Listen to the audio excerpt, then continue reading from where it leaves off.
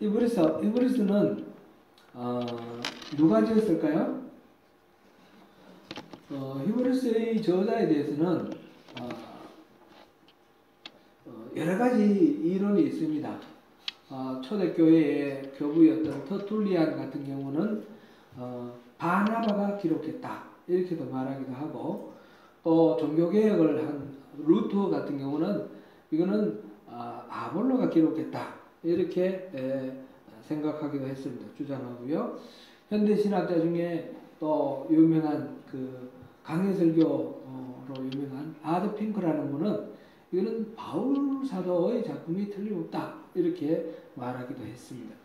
모두 다 나름대로 주장하는 근거는 있습니다. 이래서 이렇다 주장한다 하는 그런 근거는 있지만, 그것으로 확실하게 이 말이 맞구나 라고 말할 수 있는 그런 확실한 결정적인 증거는 없습니다.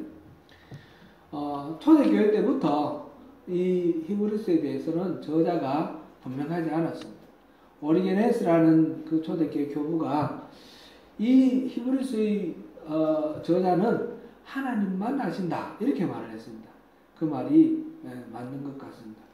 저자가 누군지는 알 수가 없고, 다만 분명한 것은 이 전체 이 내용을 보면 유대인의 그 기반을 가진 그런 사람, 구약 성경에 대해서 굉장히 잘 아는 사람, 해박한 사람, 그런 사람 중에 한 사람이겠다 이렇게 이해를 할 수 있습니다.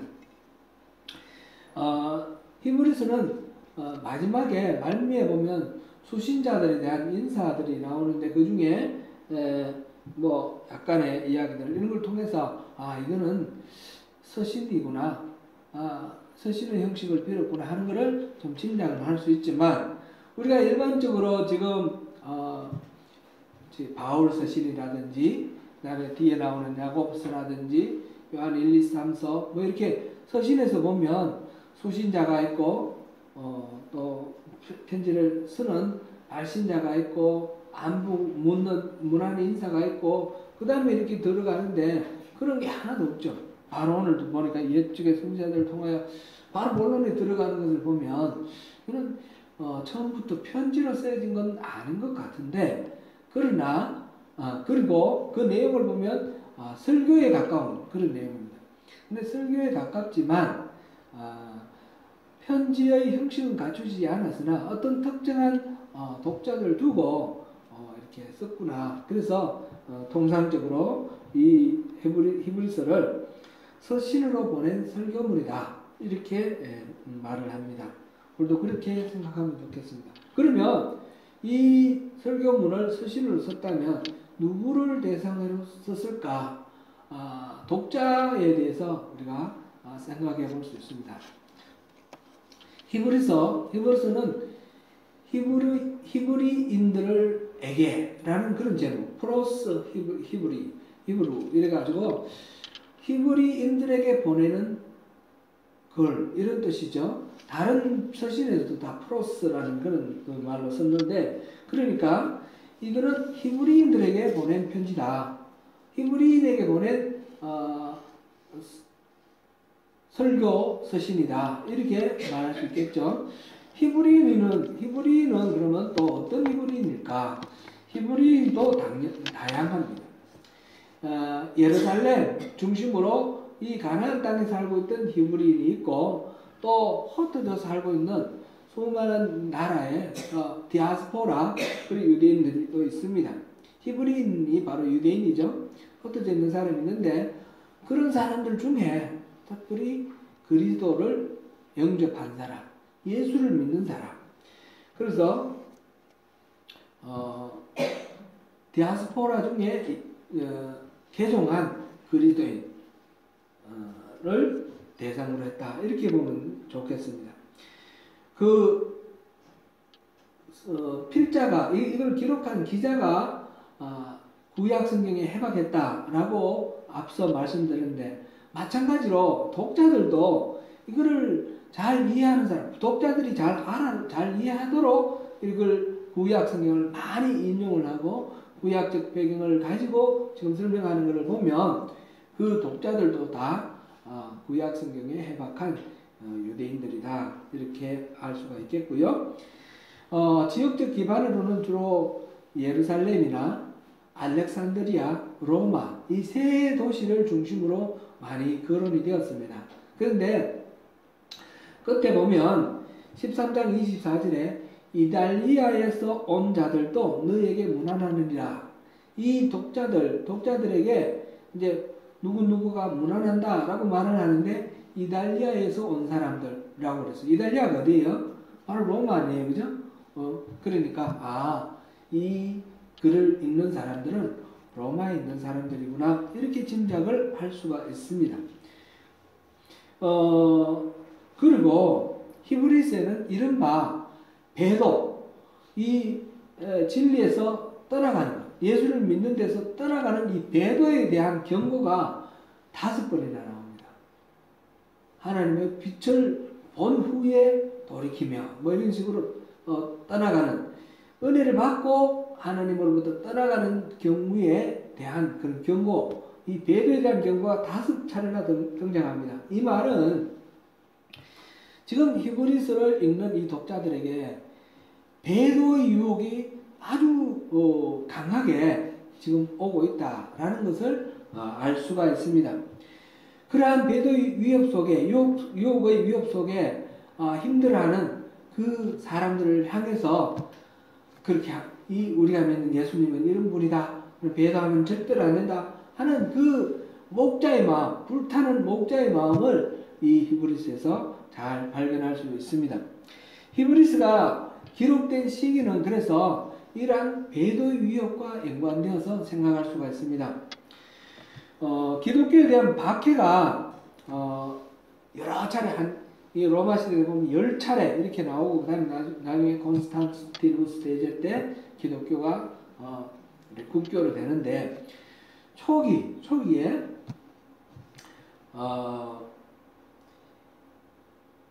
오늘 여기 10장 32절 한번 잠깐 읽어볼까요?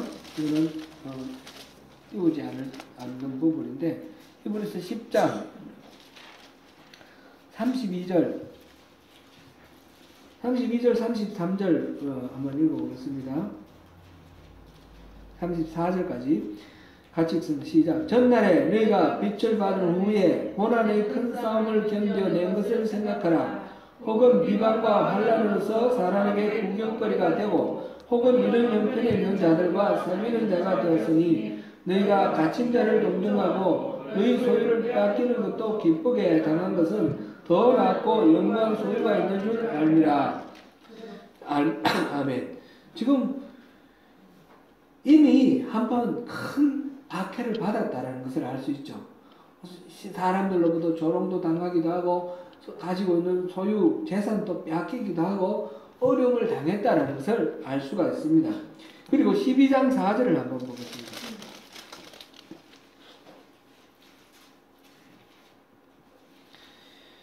같이 읽습니다. 너희가 죄와 싸우되 아직 피 흘리기까지는 대항하지 아니하고. 아멘.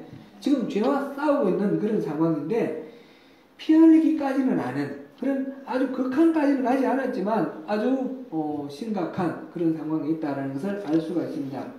그래서 이 구절들을 통해서 우리가 알 수 있는 것은 이미 심각한 핍박을 받은 적이 있고, 지금 심각한 핍박 아래 놓여 있는데, 이 두 핍박 사이에 이 성경이 기록됐다 이렇게 알 수가 있습니다. 그래서 이거는 두 개의 핍박을 먼저 생각할, 초대교회의 두 개의 핍박을 먼저 생각하면 이 시대에 있겠구나 짐작할 수 있습니다. 첫 번째가 클라우디우스 황제 때, 4대 황제 클라우디우스 황제 때 이 첫 번째 박해가 있습니다. 이 박해는 AD 49년부터 시작해서 54년까지 거의 한 5년 정도 되나요? 이래 박해가 있고, 그 다음에 다음으로 네로 황제 때, 클라우디우스 다음이 네로 황제인데 64년부터 69년까지, 이때도 한 5년 정도 되죠. 이렇게 박해가 있었습니다. 사도행전 보면 초대 교회의 유대인 그리스도인들이 로마에서 쫓겨난 이야기가 나와요. 그것이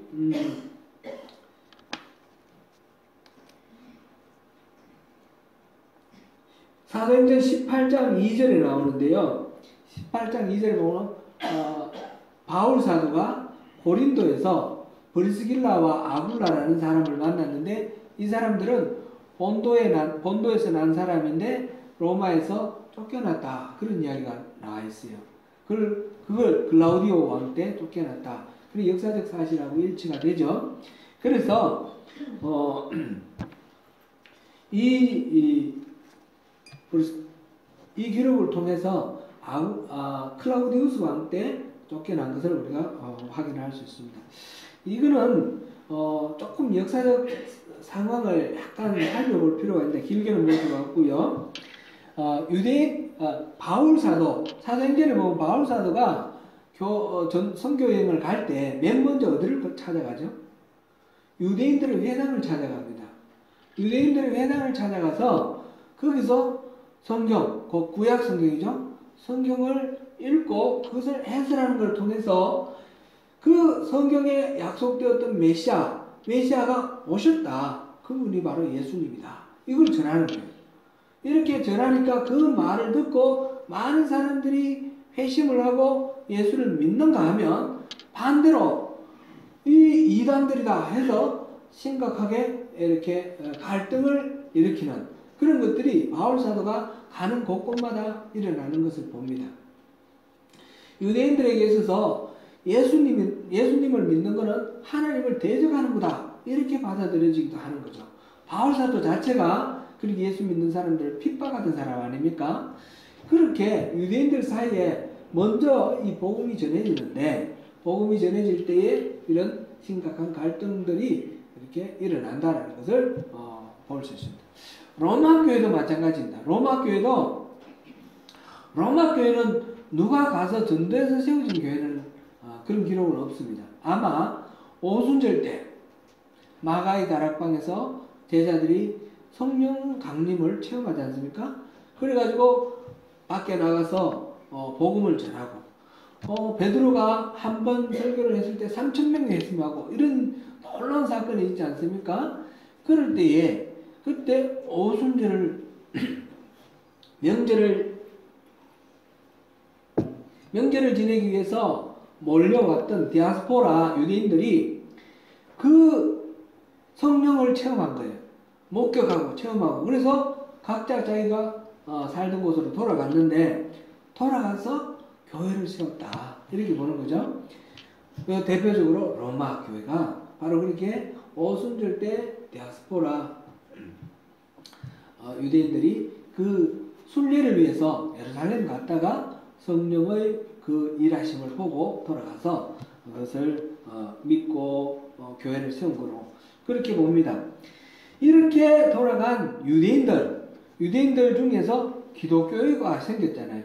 근데 기독교가 생기니까 이 기독교인들과 유대교를 믿는 유대인들 사이에 둘 다 유대인인데 갈등이 생기는 거예요. 이 성경에서 말하는 그 메시아가 바로 예수님이다 이렇게 주장하는 사람들이 그리스도인이고 그거는 이단이다 라고 말하는 사람이 유대인이에요. 그래서 서로 갈등을 하는 거예요. 그냥 갈등하는 정도가 아니라 사도행전에 보면 바울 사도 가는 데마다 소동이 일어났다고 그랬어요.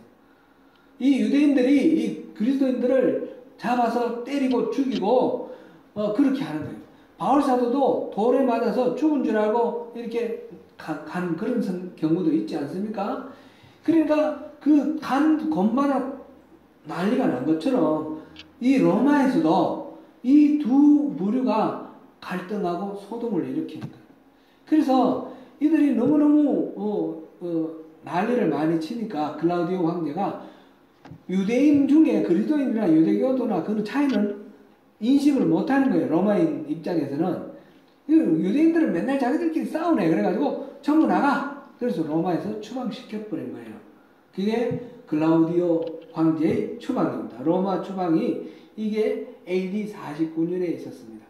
근데 이거는 나중에 글라우디오가 죽을 때까지 54년에 죽을 때까지 계속해서 유대인들은 로마에 들어갈 수가 없었어요.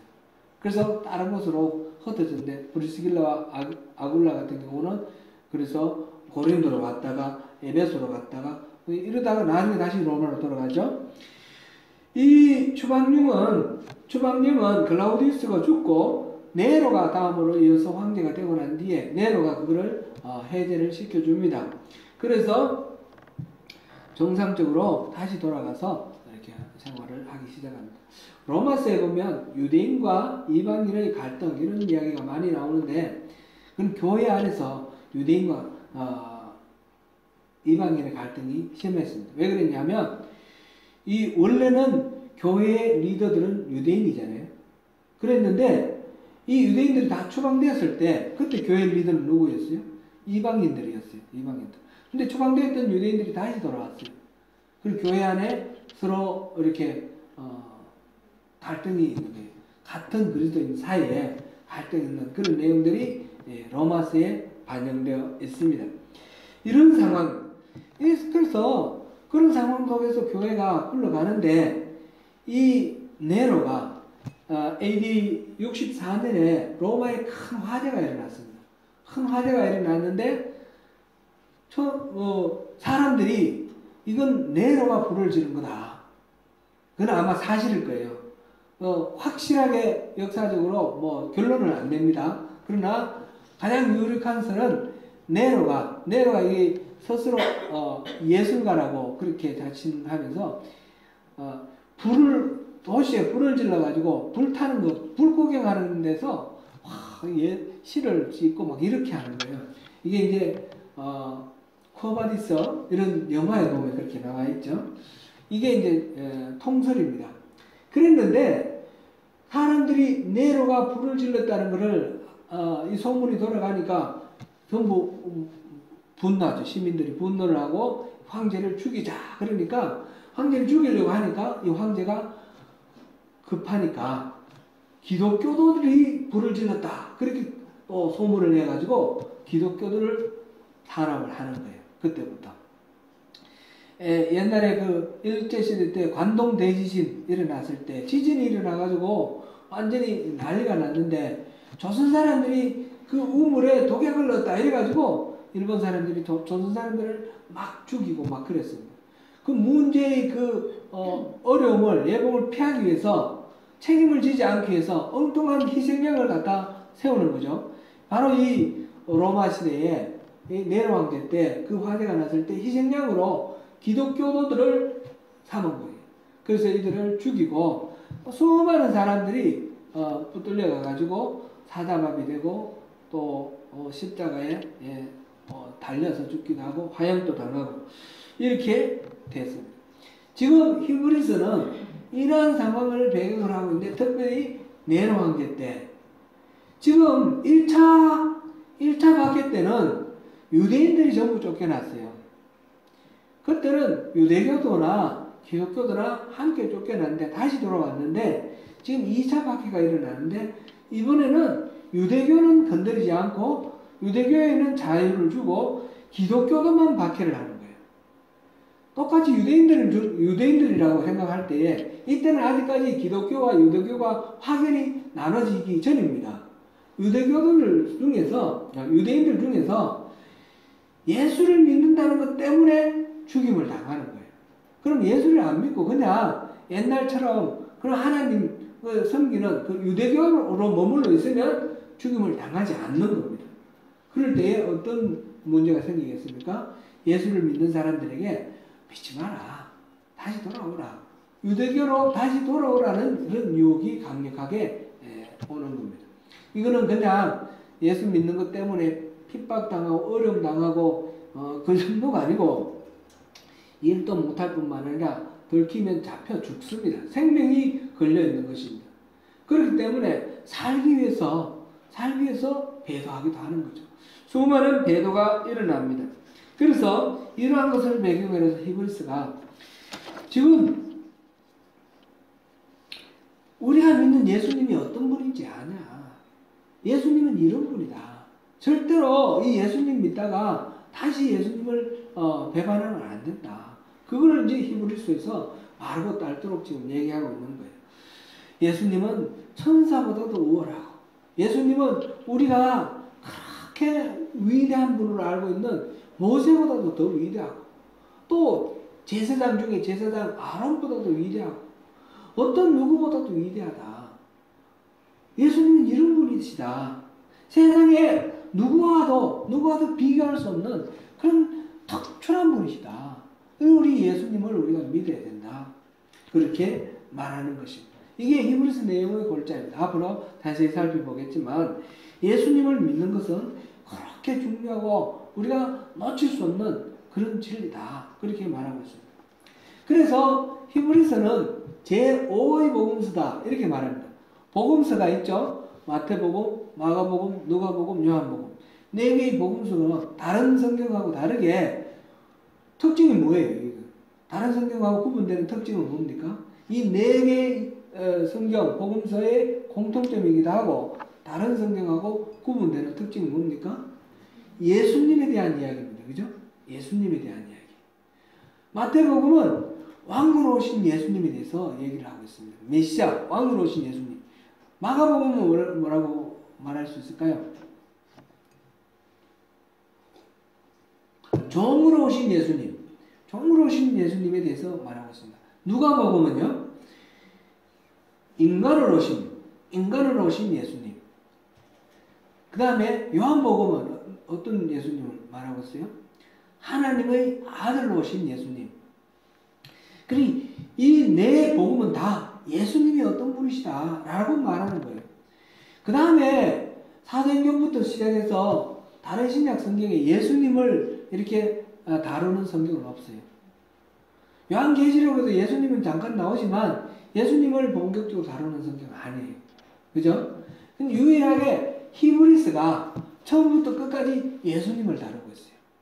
그래서 히브리서는 제5의 복음서, 예수님에 대한 성경이다. 이렇게 말을 합니다.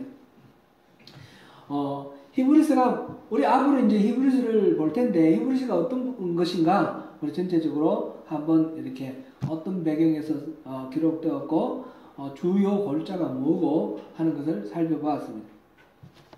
오늘은 1절부터 3절까지 이 부분만 보면서 앞으로 가이드를 삼으려고 합니다. 사실은 이 히브리서는 오늘날 우리의 신앙의 발전에 굉장히 중요하고 가까운 그런 성경입니다. 다른 성경들도 다 그렇지만 이 로마 시대에 이 외부에서 오는 그 압력이 너무너무 커서 배도를 하지 않으면 안 된다 싶을 정도로 그 수많은 사람들이 배도하는 그런 상태, 예수를 믿는 데서 떨어져 나가는 그런 상황이었습니다. 오늘날 우리가 살고 있는 이 시대가 어쩌면 그런 배도의 시대가 아닌가 싶어요.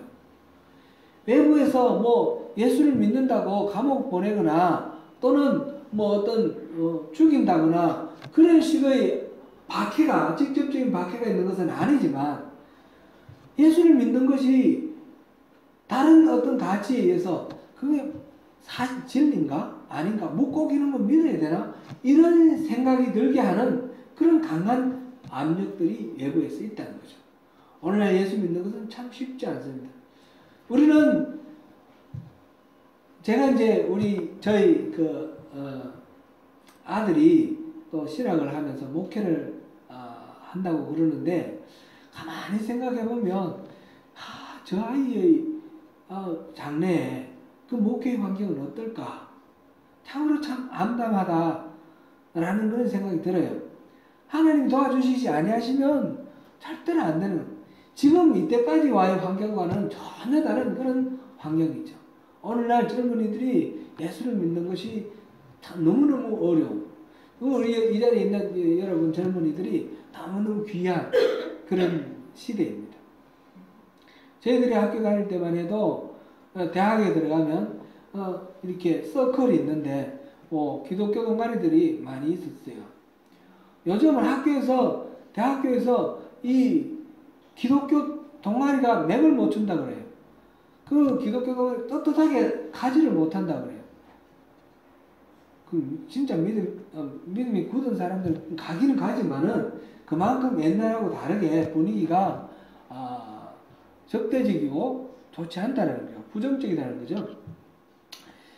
그러므로 이 히브리서를 보면서 오늘날 우리가 이 예수를 믿는다는 것이 무엇인가, 믿음이 무엇인가, 어떻게 우리가 믿어야 되는 것인가를 좀 더 진지하게 들여다보는 그런 중요한 하나의 계기로 삼으면 좋겠습니다. 히브리서에서 먼저 하나님을 소개하기를 하나님은 말씀하시는 하나님이다, 그렇게 소개를 하십니다. 1절 우리 같이 한번 읽어보겠습니다. 시작. 옛적의 선지자들을 통하여 여러 부분과 여러 모양으로 우리 조상들에게 말씀하신 하나님이, 이렇게 말씀하신 하나님, 이렇게 기록하고 있습니다. 하나님은 숨어 계시지 않고 말씀을 하십니다. 자신을 드러내시고 당신의 백성의 삶에 몰라라 나 몰라라 무관심하지 하시고 일일이 개입하시는 분입니다. 다르게 표현하면 하나님은 임마누엘로 우리 삶 속에 임재하셔서 구체적으로 우리 삶에 관여를 하시는 분이십니다. 우리 여러 번 그런 거 살펴봤죠? 특별히 로마서 8장 28절을 제가 여러 번 인용을 했는데, 우리의 모든 일들 속에서, 우리의 모든 일들 배후에서, 우리 하는 일 뒤에서 하나님은 이 합력하여 선을 이루기 위해서 배후에서 일하고 계시는 분이 하나님이시라는 거죠. 살아계시는 하나님, 그리고 말씀하시는 하나님, 이것이 중요한, 우리 하나님에 대한 이해에 굉장히 중요한 첫 번째 이해다, 이렇게 볼 수 있습니다. 하나님이 말씀하시는 방법은 매우 다양합니다. 헨리 블랙가비가 쓴 하나님을 경험하는 삶, 읽어보신 분들이 많이 계실 거라고 생각하는데, 여기에 보면 하나님이 말씀하시는 다양한 방법이 소개되어 있습니다. 거기에 소개된 것을 간단하게 제가 말씀을 드리겠습니다. 창세기 16장을 보면 아브라함의 아내 사라가 아들을 낳지 못하므로 여종 하갈을 통해서 자손을 보기를 원합니다. 그래서 하갈을 아브라함에게 들여보냈는데, 하갈이 임신하자 주인 사라를 멸시합니다. 그래서 사라가 이 여종 하갈을 학대하고 힘들게 만듭니다. 그래서 하갈이 도망을 갔습니다. 도망을 가다가 그 광야에서 여호와의 사자 천사를 만납니다. 천사가 돌아가라, 내 주인을 잘 섬기라, 그 말하는 것을 봅니다. 성경에는 이렇게 천사가 나타나서 하나님의 말씀을 전하는 그런 경우들이 많이 나옵니다. 창세기 15장에서는 여호와의 말씀이 환상 중에 아브라함에게 임하여 이르시되, 이렇게 기록되어 있습니다.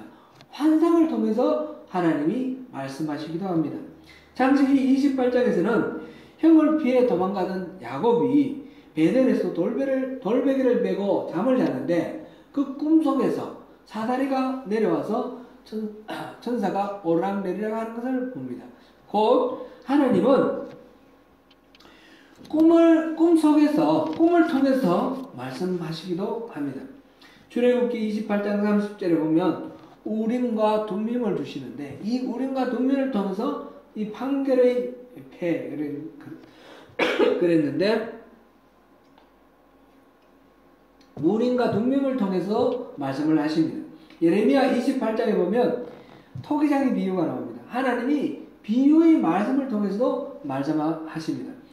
열왕기상 19장 12절에서 보면 완전히 번아웃된 엘리야에게 하나님이 나타나시는데, 그때 보면 크고 강한 바람, 지진, 불 이런 것이 지나가고 그 뒤에 세미한 음성으로 말씀하셨다, 이렇게 되어 있습니다. 이렇게 세미한 음성으로 말씀하시기도 합니다. 출애굽기 8장에서 10장 사이에 보면 10가지 재앙이 나옵니다. 이런 기사와 이적, 이런 것을 통해서 하나님이 말씀하시기도 합니다. 오늘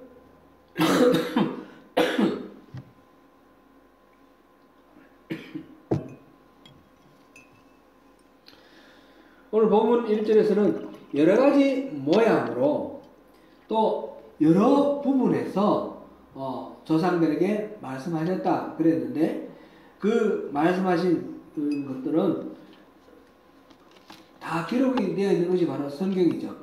하나님의 말씀이 가장 분명하게 우리가 이렇게 찾아볼 수 있는 곳이 바로 성경입니다. 성경은 한마디로 말해서 하나님이 말씀하시는 것을 적어놓은 책이다.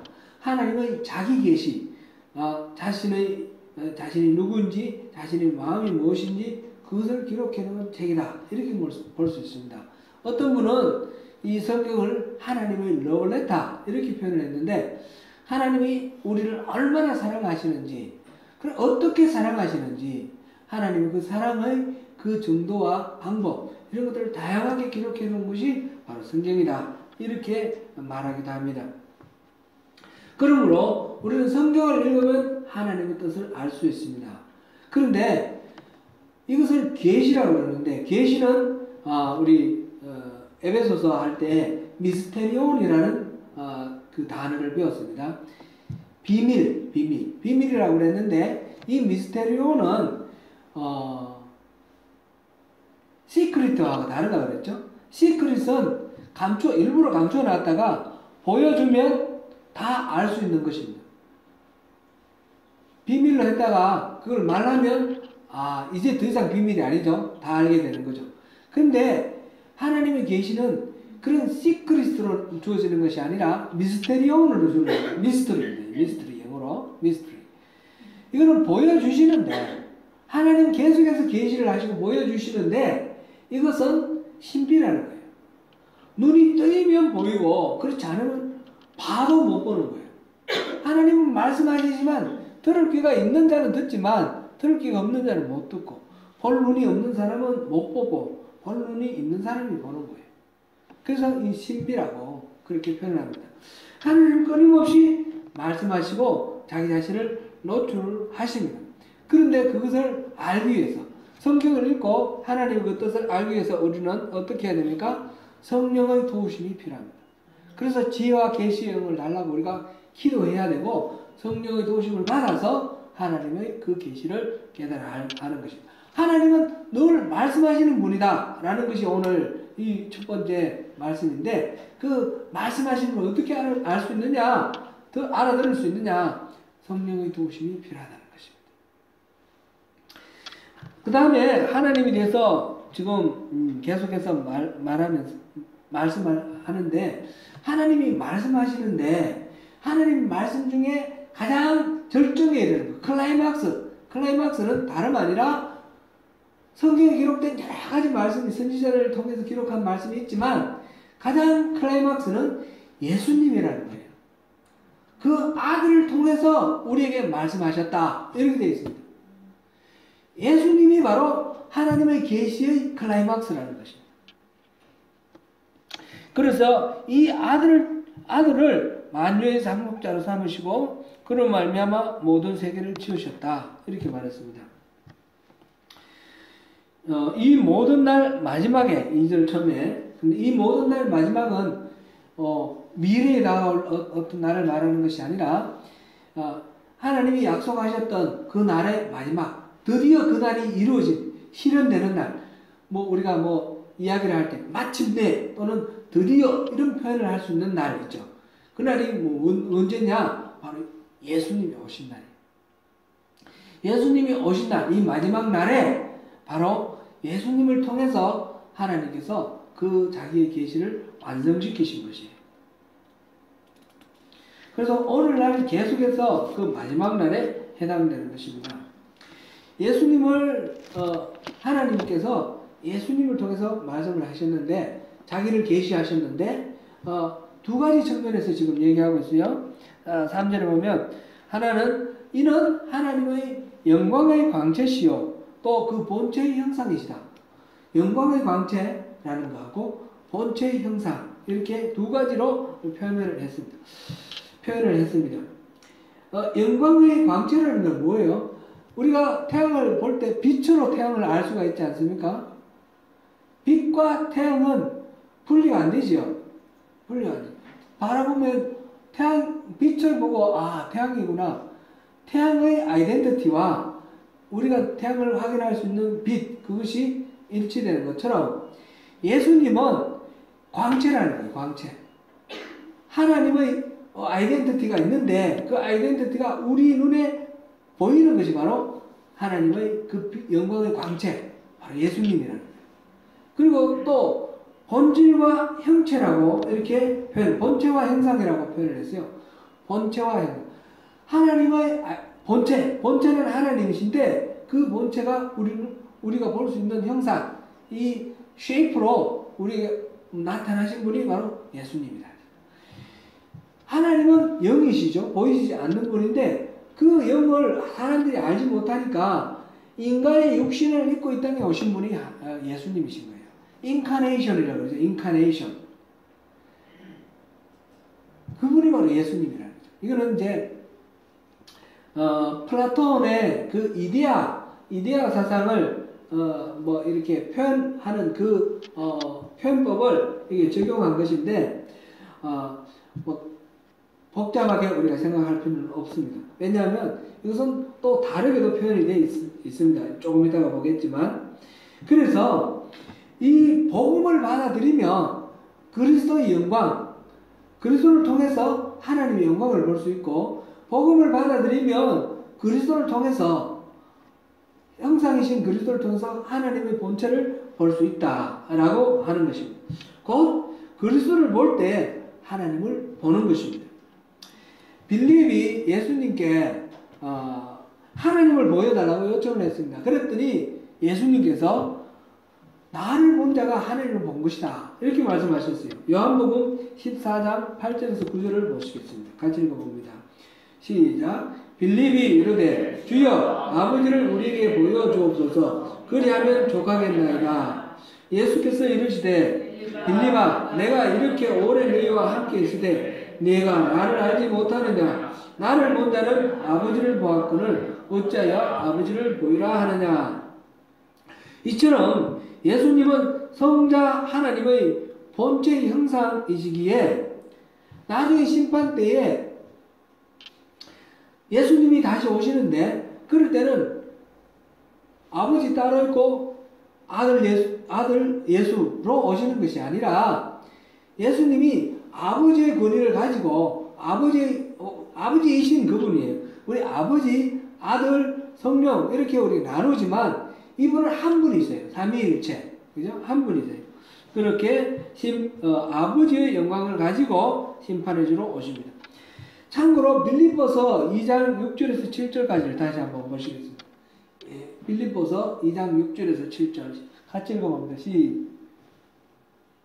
시작. 그는 근본 하나님의 본체시나 하나님과 동등됨을 취할 것으로 여기지 아니하시고 오히려 자기를 비워 종의 형체를 가지사 사람들과 같이 되셨고, 이 예수님이 겉으로 볼 때 모양은 종의 형체라는 거예요. 근본 본체는 하나님이라는 거죠. 이 같은 말이죠. 지금 근본 하나님의 본체시나 이렇게 표현되어 있고, 오늘 본문에서는 본체의 형상, 예수님이 본체의 형상이시라 이렇게 되어 있는데 가리키는 게 결국은 같은 거죠. 본체는 하나님이고 형상이 예수님이다, 이 말이죠. 그런 말씀이에요. 그래서 이게 본체냐 형상이냐 이게 사실은 중요한 것이 아니고 같은 분이라는 거예요. 같은 분. 예수님은 하나님과 동일하신 분이다. 예수님은 단순히 우리가 존경할 만한 위대한 어떤 성인이다, 위인이다, 이런 것이 아니라는 것입니다. 그런 인간적 차원에 머무르시는 분이 아니라 지극히 존엄하신 하나님의 아들이시며 하나님 자신이라는 거예요. 개의 아들은 뭐죠? 강아지. 말의 아들은 망아지. 사람의 아들은 아기. 사람의 아들, 아기. 하나님의 아들은 하나님의 하나님. 그죠? 맞죠? 같은 종이 되잖아요. 그죠? 그렇게 됩니다. 예수님은 하나님이십니다. 3절을 다시 한번 읽어보겠습니다. 시작. 이는 하나님의 영광의 광채시요 그 본체의 형상이시라. 그의 능력의 말씀으로 만물을 붙드시며 죄를 정결하게 하는 일을 하시고 높은 곳에 계신 지극히 크신 이의 우편에 앉으셨느니라.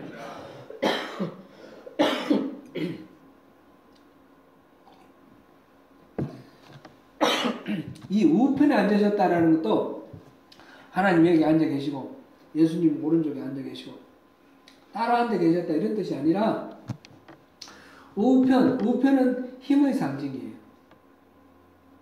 하나님이 능력으로 함께 하신다 그런 의미예요. 그분이 예수님 그분 하나님이 인간의 몸을 입고